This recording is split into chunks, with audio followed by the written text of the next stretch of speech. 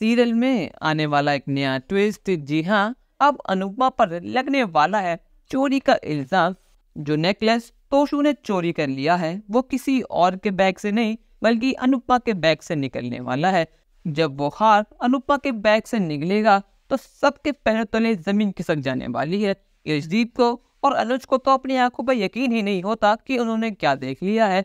उनको तो अच्छी तरह पता है कि उनकी अनुपमा कभी ऐसा कर ही नहीं सकती। ये सब बिल्कुल झूठ है। अनुपमा के होश उड़ गए हैं जब उसने वो हार अपने बैग से निकलते हुए देखा और पुलिस उससे कहती है यू आर अंडर अरेस्ट। आपने इतनी बड़ी चोरी की है, अब आपको जेल जाना पड़ेगा। इतने सारे लोगों के सामने अनुपमा की बेइज्जती हो गई है। अनुपमा के साफ चरित्र पर आज चोरी का कलंक लग चुका है और ये कलंक किसी और की वजह से नहीं, उसके बेटे तोशु की वजह से हुआ है।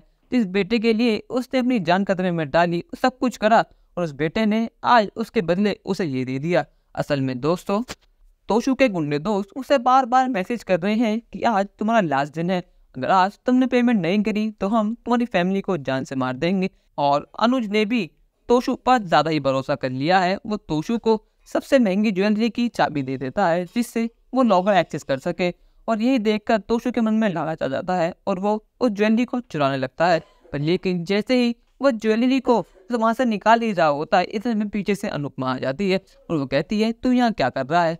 तोशु थोड़ा घबरा जाता है और वो कहता है कि मुझे भूख लग रही थी तो मैं इसलिए कुछ खाने के लिए ढूंढ रहा हूँ। यहाँ अनुपमा को अपने बेटे पर ममता आ जाती है और वो अपने हाथों से उसे खाना खिलाती है।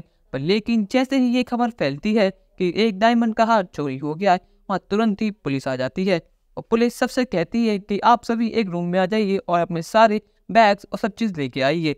ये सब देख तोशु बहुत ज़्यादा घबरा जाता है और वो अपना चोरी का हार अपनी मम्मी के बैग में छुपा देता है।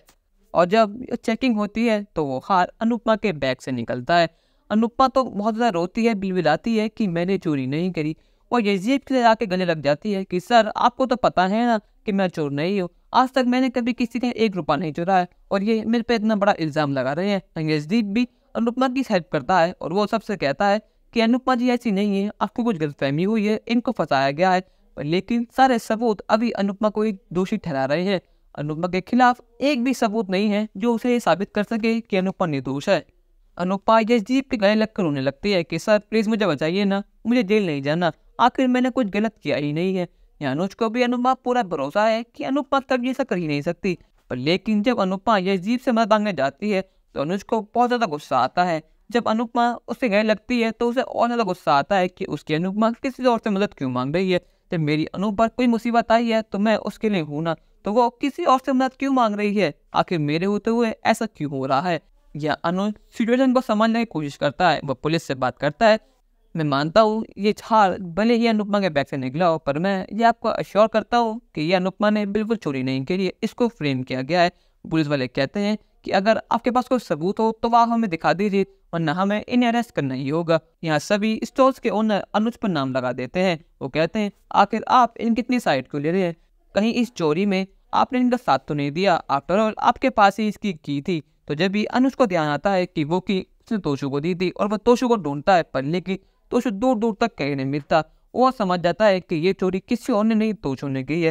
पर लेकिन यहाँ पुलिस अनुपमा को ले जाती है। यशदीप और अनुज बहुत ज़्यादा कोशिश करते हैं कि वो अनुपमा को जेल जाने से बचा लें, पर लेकिन वो बचा नहीं पाते और पुलिस अनुपमा को पकड़ कर ले जाती है। यहाँ बनराज भी अनुज से कहता है देखा मैंने कहा था ना, अनुपमा की नीयत खराब ही है, उसने जरा से पैसे क्या देखे और उसकी नीयत बिगड़ गई। या अनुज बनराज से कहता है कि अगर तुमने एक शब्द और अपने मुंह से निकाला तो मैं तुम्हारा मुंह तोड़ दूंगा। एक तो मेरी अनुपमा पर किसी ने झूठा इल्जाम लगा दिया और एक तुम हो कि इस मुश्किल समय में भी तुम उसकी बेइज्जती कर रहे हो, आखिर तुम इंसान हो या हैवान। दोस्तों कहानी में नया ट्विस्ट आपको कैसा लगा हमें कमेंट करके जरूर बताएं और चैनल को नहीं सब्सक्राइब तो करिए। धन्यवाद।